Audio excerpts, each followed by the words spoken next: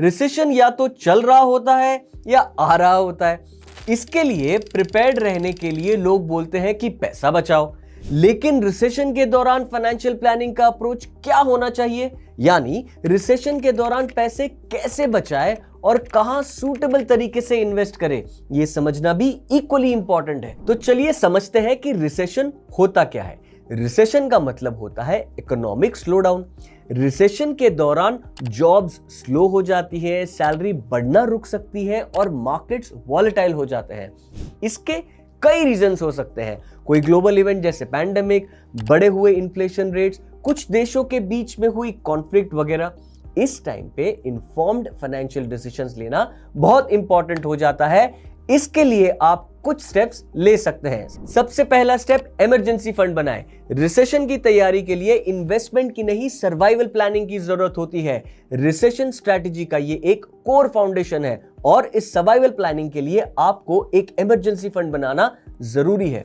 Emergency fund का मतलब है आपका फाइनेंशियल कुशन जो अनएक्सपेक्टेड सिचुएशंस हैंडल करने में आपकी मदद कर सके। आइडियली आपका इमरजेंसी फंड आपके 6 महीने के एक्सपेंसेस के बराबर होना चाहिए। मतलब अगर आपका मंथली खर्चा 25,000 है तो 1.5 लाख का बफर एज इमरजेंसी फंड रखिए। ये इमरजेंसी फंड क्यों जरूरी है? अगर आपकी इनकम या आपका जॉब रिसेशन के कारण इंपैक्ट होता है तो आपको रेगुलर एक्सपेंसेस के लिए इन्वेस्टमेंट्स बेचने की जरूरत नहीं पड़ेगी। आपका पीस ऑफ माइंड बना रहेगा और long term financial planning disturb बिल्कुल नहीं होगी। पर लोग एक कॉमन गलती करते हैं, लोग डायरेक्टली इन्वेस्टिंग स्टार्ट कर देते हैं बिना इमरजेंसी फंड के।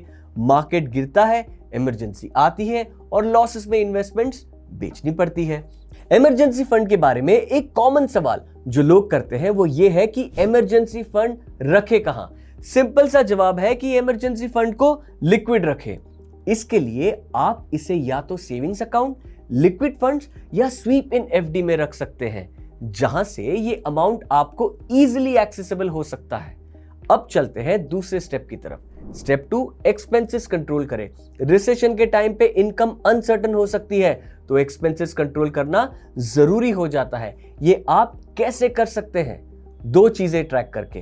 पहले तो अपने फिक्स्ड एक्सपेंसेस को ट्रैक करें, यानी कि आपका rent, EMI, insurance premiums, utility bills, education fees, कोई मेडिकल बिल्स वगैरह वगैरह। दूसरा, अपने अननेसेसरी एक्सपेंसेस जैसे कि ओटीटी सब्सक्रिप्शंस, इंपल्स शॉपिंग और फ्लैश सेल्स की आदत, रोज रोज बाहर खाने की आदत, प्रीमियम जिम मेंबरशिप जो यूज नहीं कर रहे हो, ये सब कैंसिल करें। इसके लिए एक सिंपल सा रूल फॉलो कर सकते हैं जिसे कहते हैं 50-30-20। 50% फंड्स अपने नीड्स के लिए रखें, एसेंशियल एक्सपेंसेस, 30% वांट्स के लिए और 20% सेविंग्स एंड इन्वेस्टमेंट्स के लिए।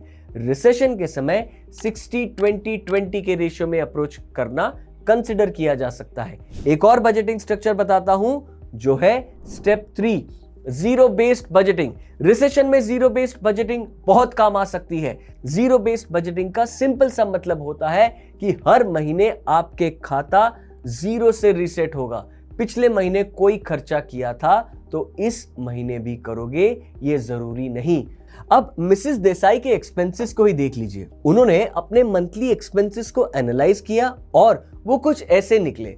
उन्होंने मई के महीने में 2500 रुपए सब्सक्रिप्शंस पर, 8,000 का बाहर का खाना पीने पर और 3,000 अननेसेसरी शॉपिंग पर खर्च किए। उन्हें ये रियलाइज हुआ कि यहां बजट करने का स्कोप है, तो जून में उन्होंने सेम खर्चे करने के बजाय अपने एक्सपेंसेस रीसेट किए और सब्सक्रिप्शंस को 800 रुपए का बजट, बाहर के खाने को 3,000 का और 500 रुपए शॉपिंग का बजट सेट किया। यानी कि 9,000 के ऊपर के खर्चों का जीरो बजट करके कम किया। लॉन्ग टर्म में ऐसे controlled expenses additional savings create करने में हेल्प कर सकते हैं। इसके बाद आते हैं सबसे इंपॉर्टेंट स्टेप 4, एसआईपी कंटिन्यू रखें।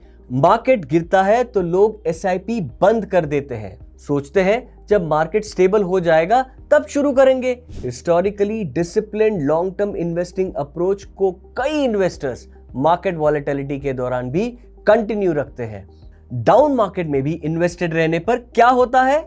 आप सेम अमाउंट इन्वेस्ट करते हो तो प्राइसेस कम होने पे ज्यादा यूनिट्स मिलते हैं। इससे आपका एवरेज कॉस्ट ऑफ परचेस कम होता है। आपको एक एग्जाम्पल से इसे समझाता हूं। मिस्टर पटेल की मंथली एसआईपी है 10,000 रुपए।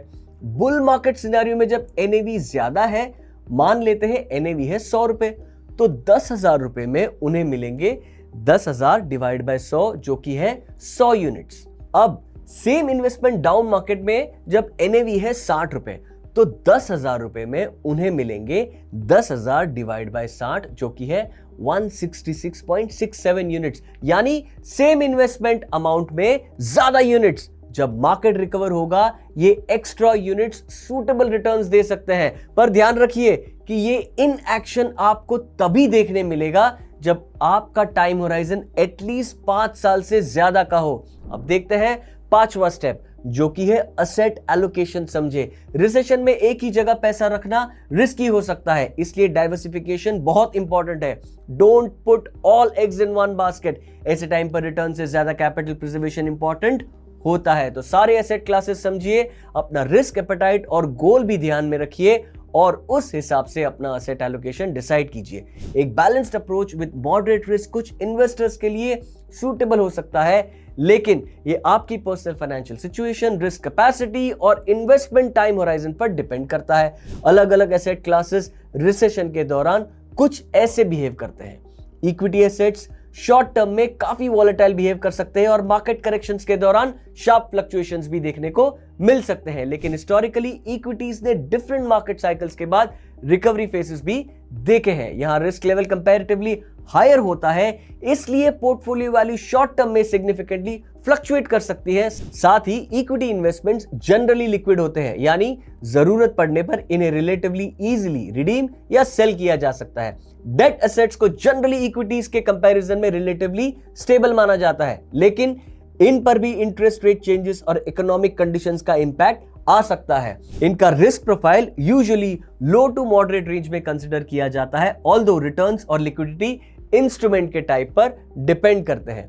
गोल्ड को कई इन्वेस्टर्स डाइवर्सिफिकेशन एसेट के रूप में कंसीडर करते हैं, स्पेशली अनसर्टेन मार्केट फेजेस में।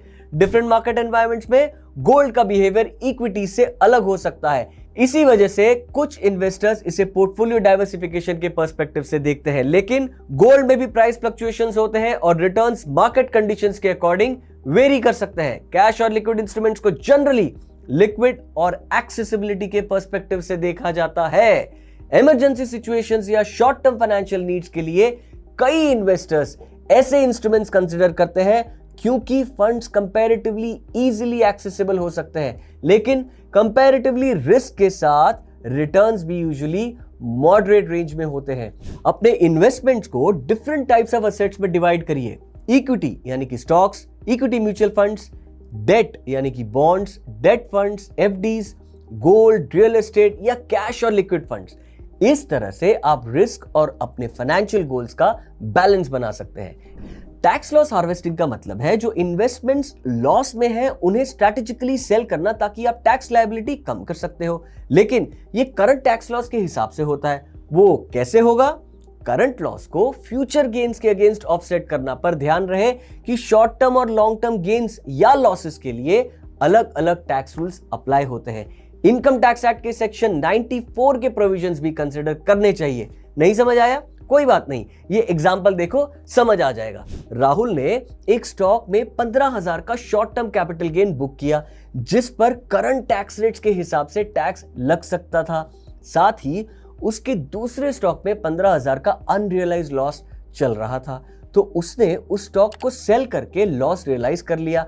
अब ये लॉस उसके प्रॉफिट को ऑफसेट कर सकता है, जिससे टैक्सेबल गेन कम हो सकता है। इसी स्ट्रैटेजी को टैक्स लॉस हार्वेस्टिंग कहते हैं।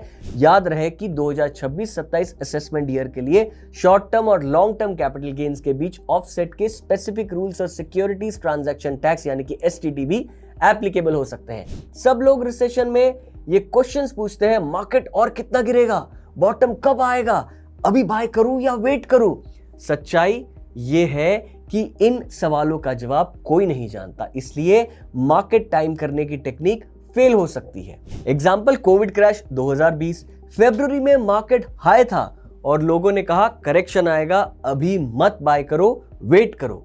मार्च में मार्केट 40% गिरा, तब भी लोगों को लगा कि अभी मार्केट और गिरेगा और वेट करो। अप्रैल में रिकवरी स्टार्ट होते टाइम भी लोगों का अजम्पशन यही था कि ये फेक रैली है और मार्केट और गिरेगा। मई जून में रिकवरी कंटिन्यू हुई तो लोगों को लगा कि फंड्स ओवरवैल्यूड है, अब खरीद के क्या करें। और जिन लोगों ने इन्वेस्ट नहीं किया उन्होंने दिसंबर के ऑल टाइम हाई मार्केट की अपॉर्चुनिटी मिस कर दी। रिजल्ट, पूरा रिकवरी मिस हो गया मार्केट टाइमिंग के चक्कर में। अरे अब मार्केट टाइमिंग नहीं करें तो क्या करें?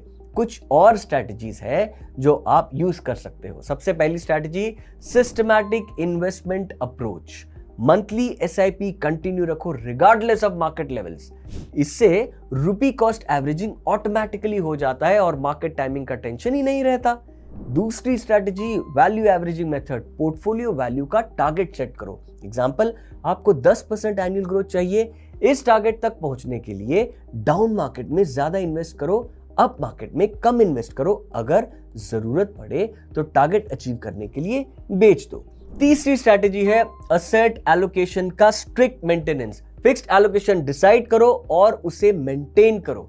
रीबैलेंसिंग से ऑटोमेटिक बाय लो सेल हाई हो जाता है और इमोशनल डिसीजंस एलिमिनेट हो जाते हैं। चौथी स्ट्रैटेजी है लमसम को स्टैगर करो। अगर आपको 5 लाख इन्वेस्ट करना है तो उसे 5 महीने के लिए 1-1 लाख करके ब्रेकअप करो, या सिस्टमैटिक ट्रांसफर प्लान यानी कि एसटीपी यूज करो, जो आपके लिक्विड फंड को धीरे धीरे इक्विटी में शिफ्ट करेगा। पांचवी स्ट्रैटेजी है core satellite approach. Core satellite approach में आपका core 70 to 80% investment systematic SIP में रखना होता है। उसके बाद 20 to 30% satellite investment opportunistic buying के लिए रखना होता है जब कोई मेजर क्रैश हो। इससे दोनों चीजों का एक बैलेंस मिल सकता है। पर इन स्ट्रैटेजीज के बावजूद कुछ रिस्क्स हैं जो आपको इग्नोर नहीं करने चाहिए। सबसे पहला रिस्क, मार्केट और नीचे जा सकता है। अगर मार्केट 20% गिर गया तो ये गारंटी नहीं है कि अब बॉटम आ गया है। रियलिटी ये है कि मार्केट और नीचे जा सकता है। रिस्क 2, जॉब लॉस या इनकम रिडक्शन। कंप्लीट लेऑफ्स और 20-30% सैलरी कट्स ऐसे टाइम में कॉमन होते हैं। Risk 3, emotional decision is equals to long term financial destruction. ये इनविजिबल रिस्क है लेकिन सबसे डेंजरस भी। डर या लालच वाले डिसीजंस मत लो, प्री डिसाइडेड रूल्स बनाओ और उन्हें फॉलो करो। Risk 4, liquidity crisis. अगर सडनली कोई इमरजेंसी आ गई या आपको पैसों की जरूरत पड़ गई तो आपके पास लिक्विड इमरजेंसी फंड होना चाहिए। Risk 5, inflation risk. लोग सोचते हैं कि रिसेशन में सिर्फ डिफ्लेशन होता है, गलत है। इकोनॉमिक ग्रोथ स्लो होती है और सैलरीज भी रिड्यूस होती है, जिसके कारण परचेजिंग पावर रिड्यूस हो जाती है। लेकिन फाइनेंशियल हिस्ट्री अगर ध्यान से देखो तो एक क्लियर पैटर्न दिखता है। रिसेशन फाइनेंशियली डिसिप्लिन्ड और पेशेंट लोगों के लिए एक्चुअली लर्निंग फेज हो सकता है। Tough times do not last but tough people do. एक बात याद रखिए, रिसेशन टेम्पररी है, आपकी फाइनेंशियल डिसिप्लिन परमानेंट होनी चाहिए। म्यूचुअल फंड निवेश बाजार के जोखिमों के अधीन है। योजना से जुड़े सभी दस्तावेजों को ध्यान से पढ़ें।